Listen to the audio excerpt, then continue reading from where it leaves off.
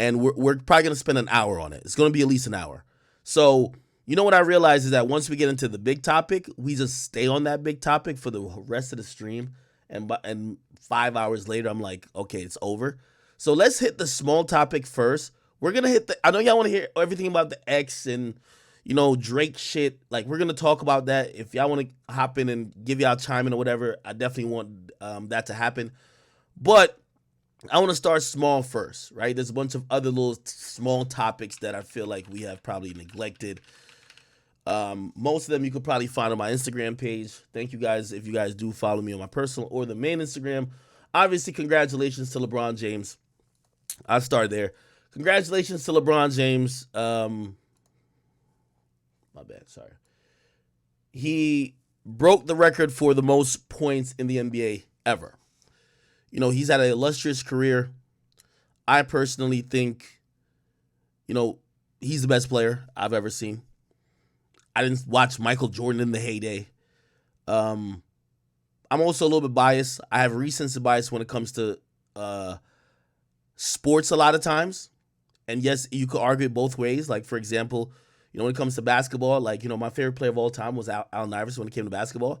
But then, as time went on, I realized how inefficient he was. Like, my man shot low 40%. These days, you look at a Curry, you look at, well, LeBron's pretty much a big man. You look at most of the shooters, shit, they're shooting low 40s from the three. Like, these guys shoot really well. Obviously, I've learned to realize that, still, Allen Iverson still was a fucking phenomenal player, but it's the eras. It's hard to compare eras when it comes to basketball. Allen Iverson played in an era where, like, niggas could fucking clothesline you damn near. I mean, it wasn't the 80s, but, like, people were hand-checking you. It was harder to get off a clean shot. These days, Curry's shooting from the logo, but, like, niggas not even running out to him. You know what I mean? Like, the way you could defend a shot in the 2000s and definitely in the 80s is much different than now. So I don't want to say it's easier to be a better shooter now, but the game and the rules is set up to be a better shooter now.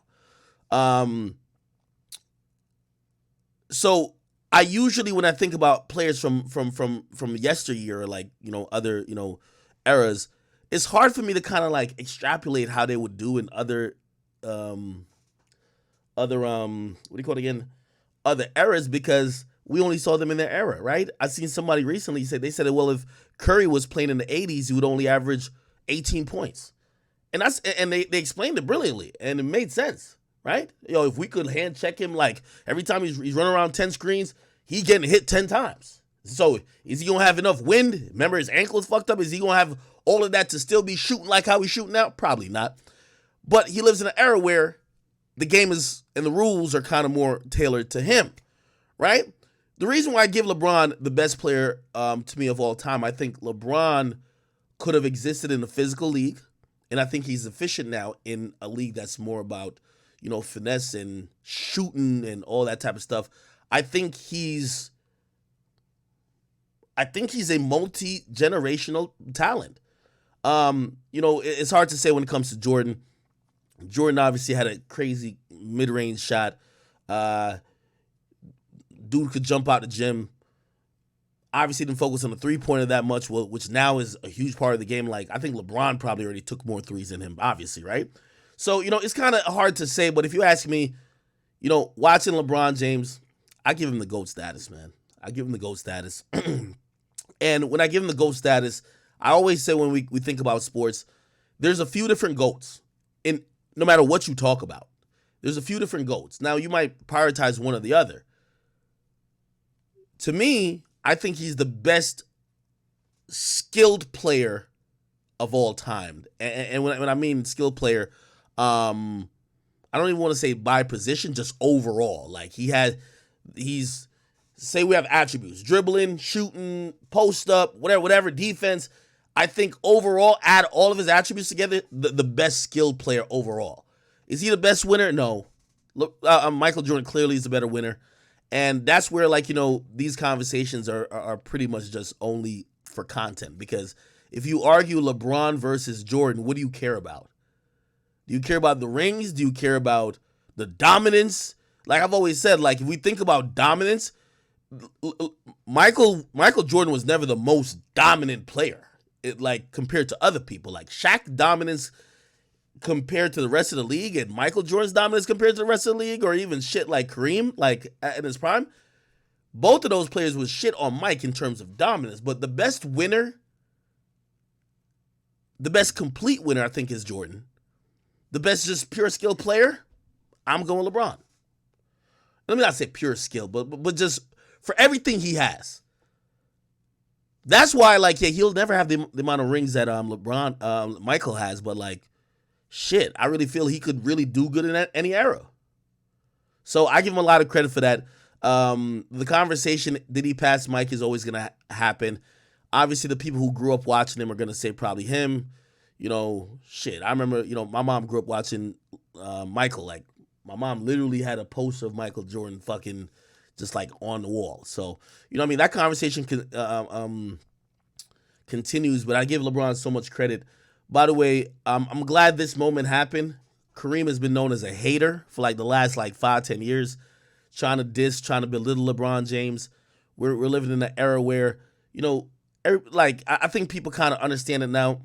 Michael Jordan was nigga was an alcoholic, gambler. He had a bunch of degenerate tendencies. LeBron James is really just a but nobody really ever, that wasn't a public narrative about him because it wasn't social media. Now when it comes to LeBron, if LeBron shouts out Taco Tuesday, it's a thing. You know what I mean? Like, the nigga can't really do nothing in terms of advice and people not know. So, you know, it's completely different scrutinizations on both players. But I do think Kareem's a hater. LeBron is the GOAT. Michael Jordan also is the GOAT. I hate how they kind of squeeze Kobe out of it by saying, well, Kobe game was mirrored after Mike, and because Kobe isn't better than Mike, he doesn't even need to be mentioned. I love Kobe. I think Kobe's just a fucking competitor. I think he's the best competitor and the most fearless competitor. Definitely, I think basketball. Well, him and Mike are probably up there. But I think this is just a good thing, all right? Anyway, yeah, Kareem a fucking hair, man. But yeah, congrats to LeBron, man. And it's tough, you know what I mean? Like, he's been to more finals than most people. He hasn't won all of them.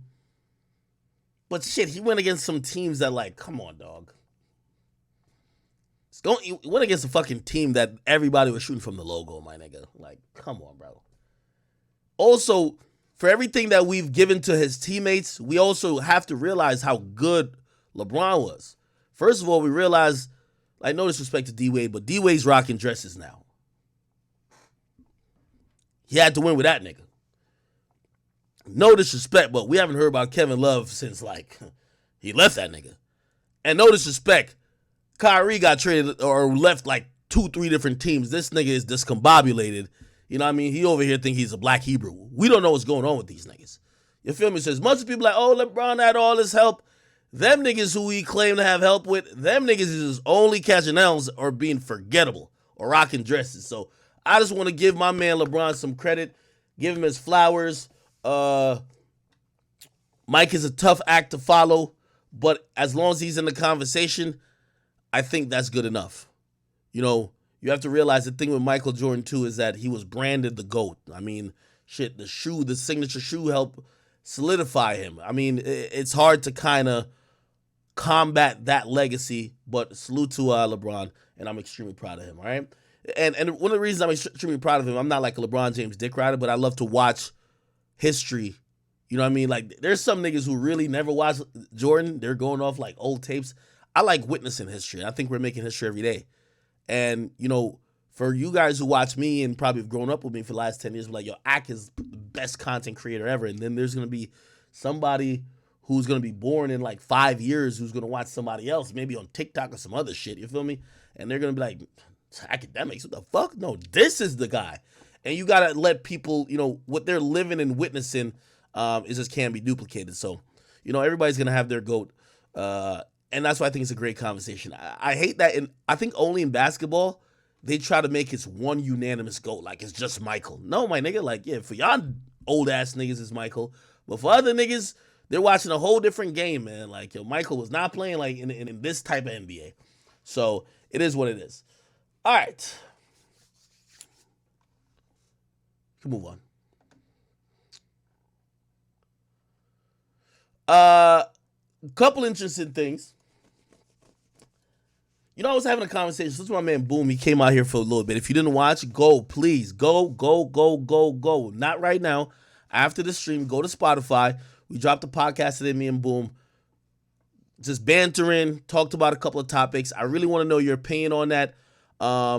Because sometimes, I don't like the pod being too interview focused, but I do like doing interviews as well. But I want to know how you felt about like us just bullshitting, joking around, just kind of have a good time. So me and Boom, we did a podcast. Anyway, I don't know if we had this conversation on camera, but we definitely had that conversation in the car while we were driving to go film. He was like, yo, what do you think if Drake sold his catalog, it would be worth, right? Now, this also piggybacks off something else, and we're going to get to the Michael Jackson thing in a little bit, but let's go all the way down. And Lil Duval actually said something. Let me see if I can find it. Lil Duval said, where is it at? No.